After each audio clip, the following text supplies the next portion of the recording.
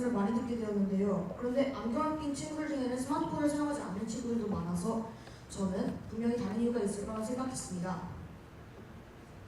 저희는 시력 저하의 주요 원인인 시력 도둑이 잡고 싶어졌습니다. 시력 도둑을 잡기 위해 시력에 관한 조사를 해보았지만 구체적으로 초등학생들에게 어떤 차이가 있는지 알려주는 자료는 없어서 저희가 직접 통계를 활용하여 시력 도둑을 찾아보기로 하였습니다.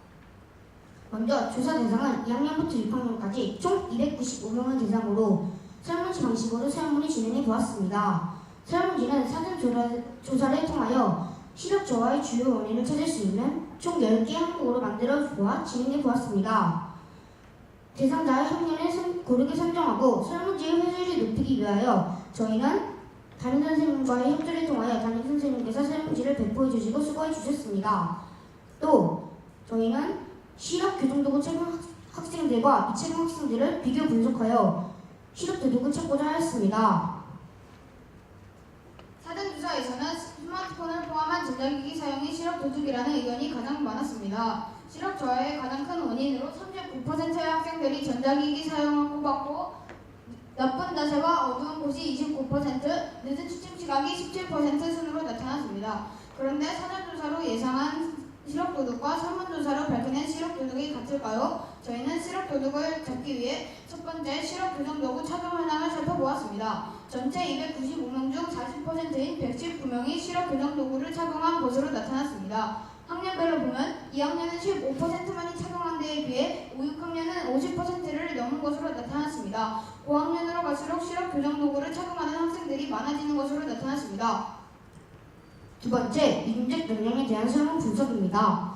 교정도구 착용 학생들의 부모님의 교정도구 착용 비율은 80%로 매우 높았습니다. 반면 교정도구 미착용 학생들의 부모님의 교정도구 착용 비율은 60%로 두 집단 간 20%포인트가 차이가 났습니다. 이로써 부모님의 시력 교정도구 착용 여부가 강력한 시력 도둑임을 알 수 있었습니다. 세 번째, 스마트폰 사용에 대해 분석했습니다. 시력 교정도구 착용 학생과 미착용 학생으로 나눠 분석해본 결과 스마트폰 사용률은 각각 76%와 73%로 큰 차이는 없었습니다. 다음 스마트폰을 주로 어떻게 사용하는지 분석했는데요. 두 집단 모두 전화통화를 가장 많이 사용한다고 응답했습니다. 그런데 여기서 중요한 점은 시력교정도구 미착용 학생이 44%가 주로 전화통화를 사용한다고 응답한 것으로 이는 시력교정도구 착용 학생들보다 10%포인트 정도 넘게 차이나는 비율이었습니다. 반대로 문자 카카오톡 사용률은 시력교정도구 착용 학생들이 23%, 미착용 학생들이 14%로 10%포인트 가까이 차이가 났습니다.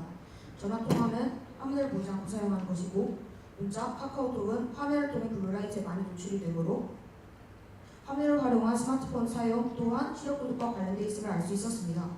다음은 생활습관이 시력에 주는 영향에 대한 분석입니다. 우선 취침시각 분석입니다. 교정도구 착용 학생들의 취침시각은 11시 41%, 12시 20%로 주 11시, 12시에 몰려 있었습니다. 반면 시력 교정도구 미착용 학생들은 10시가 47%로 가장 많았습니다. 다음은 전자기기 사용시간에 대한 설문 분석입니다. 사용시간이 2시간 이상 되는 학생들의 비율이 교정도구 착용 학생들은 27%, 미착용 학생들은 23%로 교정도구 착용 학생들이 4%포인트 정도 더 많았습니다. 마지막으로 학습 독서 시간에 대한 설문 분석입니다. 2시간 이상 학습 독서하는 학생들의 비율이 교정도구 착용 학생들은 58%, 미착용 학생들은 44%로 약 14%포인트가 차이가 났습니다. 정리하면 교정도구 착용 학생들이 취침시각도 높고 전자기기 사용시간, 학습 독서 시간이 더 길다는 것을 알 수 있었습니다. 이를 통하여 늦은 취침시각과 학습 독서 시간에 따른 눈의 피로 증가, 블루라이트 노출 등이 시력 도둑과 연관이 있음을 알 수 있었습니다. 설문조사의 결론에 대해 말씀드리겠습니다. 조사 전 시력 도둑을 예상했을 때 첫 번째로 꼽은 것은 스마트폰을 포함한 전자기기 사용이었습니다. 하지만 조사 결과 두 집단 간의 차이가 가장 컸던 것은 유전적 영향이었습니다. 또한 문자나 카카오톡 같은 화면을 통한 스마트폰 사용시간, 늦어지는 취침시간, 늘어나는 학습량 등도 시력에 영향을 주는 것을 알았습니다. 결과적으로 시력은 부모님의 영향을 받을 수 있지만 생활습관을 통해 시력 저하 속도를 조금이라도 늦출 수 있을 것이라는 희망적인 결론도 내릴 수 있습니다. 조사를 하면서 가장 힘들었던 점은 설문지를 코드화하는 작업이었고 또 아쉬웠던 점은 6학년 한 학급의 경우에서 담임 선생님이 한 번에 손을 들게 하여 응답하는 형식으로 이루어져 설문조사 대상에서 제외하게 된 것입니다. 그리고 어느 정도 차이가 나야 의미 있는 차이라고 할 수 있는지 애매했습니다. 그래서 다음에는 차이를 판단하는 기준에 대해 좀 더 공부하고 싶어졌습니다. 통계 포스터를 작성하며 어려움과 부족함이 있었지만 많은 사람들의 의견을 모아 하나의 객관적인 결론을 얻어냈다는 것이 신기하기도 하고 매우 뿌듯한 경험이었습니다. 이상으로 발표를 마치겠습니다. 저희 가온어시 팀의 발표를 들어주셔서 감사합니다.